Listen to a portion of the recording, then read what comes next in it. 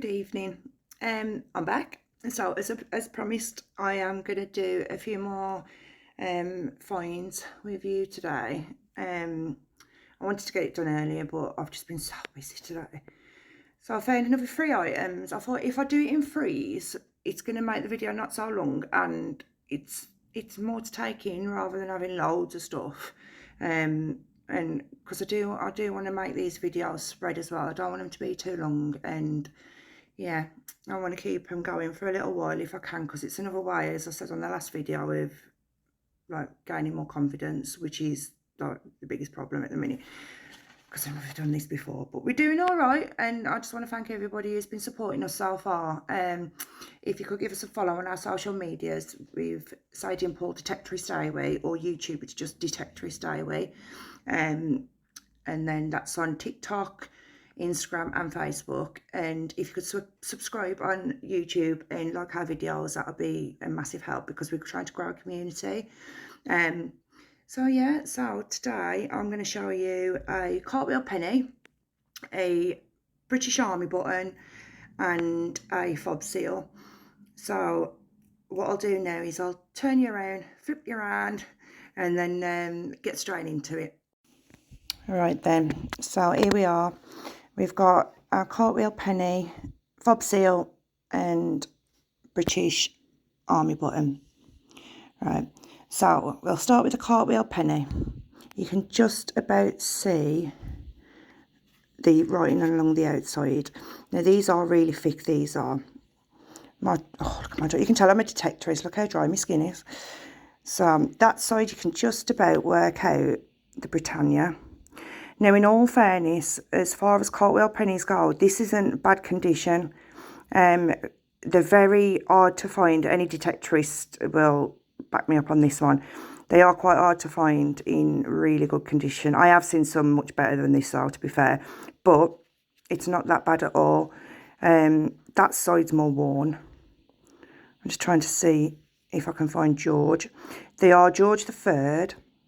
And I believe that... it's really hard to see. I can't find him. I could just about work him out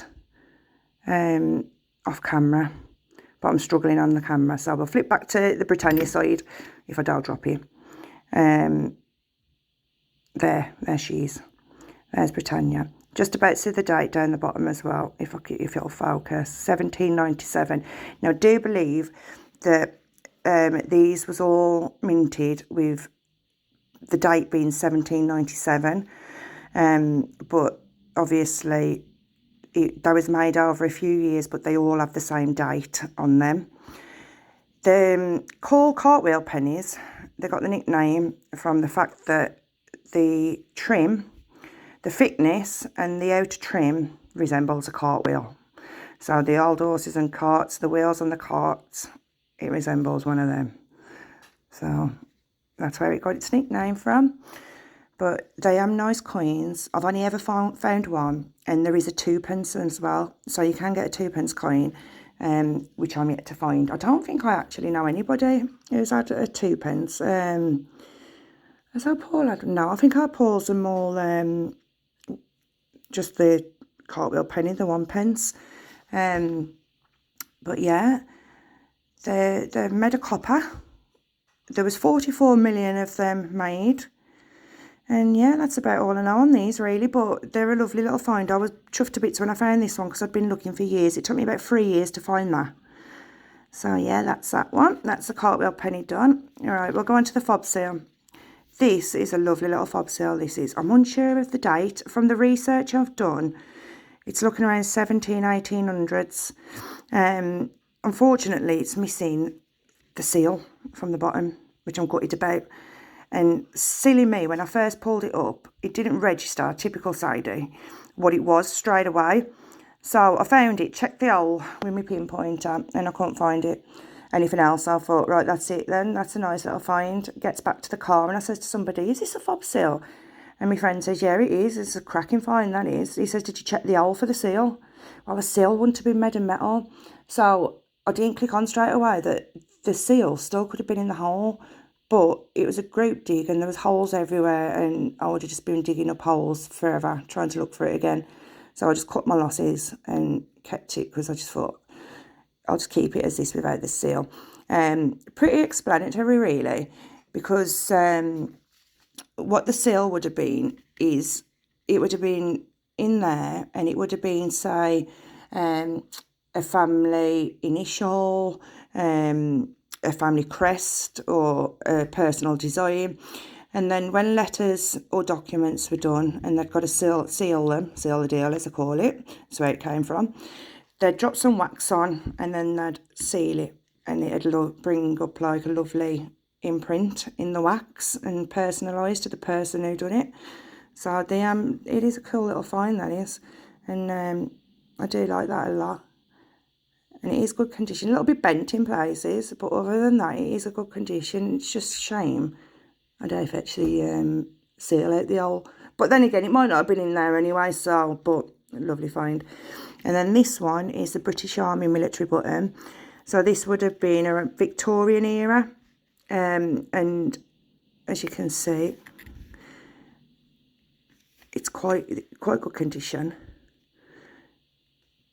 So yeah, that's a nice button. It would have been on somebody's uniform, a jacket, yeah, a hat maybe. I'm not sure about a hat. That would have been a pin, wouldn't it? Yeah, look, Sadie's coming out again now. But yeah, it is. It's a beautiful little thing, and I wouldn't usually show buttons to people on like a YouTube video or any video at all, but because that's military and it's a nice condition button, I thought I would show you that because I like that, and people do like military artifacts. So yeah, so that's the 3 finds for today. I'll add some better pictures with better lighting, because I am by the window again in my house, and it is coming to it's early evening in it, and it's not very light outside, so I'll add some better pictures. But that's for today, and that's learnt you people, like beginners, a little bit. You more experienced detectorists may be able to give me some more information what I've missed out. But yeah, thank you for watching, and then I'll find the next video to do the next video. There we go. So I hope you liked those few finds I showed you today, and then we'll get some more ready for the next one. I just wanted to jump in and do another little bit to add on to the end of that video, that I am going to do some videos. I've had a lot of people asking, my inbox on social media has been full, to be honest with you. People want to know how to set up, how to start, what to do, what you need, where you can go. And I think the easiest way to do it, I have explained to some people, but I think the easiest way to do it is to do another video on all of that. Because there is a lot more to it than what you think. When people seem to think that, no, I did the same myself, so it's nothing wrong, like, it's normal. You seem to think that you can just buy a detector and then off you go anywhere you want, and it don't work like that. You got to be really careful. You need permissions for everywhere. Everywhere's owned. There is certain beaches you can go on, but land-wise, you need permissions, and you can get in very big trouble if you don't. So I think I'm going to do another video explaining what you need to do, things you need, how to set up, insurance, how to get a permission, clubs, etc. And we'll go from there, and I think that'll make a good video. I just wanted to say as well, we have had a lot of people asking where we're from. All our videos based in the Shropshire and Shrewsbury area, what will be coming up, because our club, Shrewsbury and Shropshire Metal Detecting Club, I say our club, it's the club we're in. It's owned by Barry Mansfield, and you can find that on Facebook if you wanted to join. I am admin for Barry, and we absolutely love our club digs. It's great.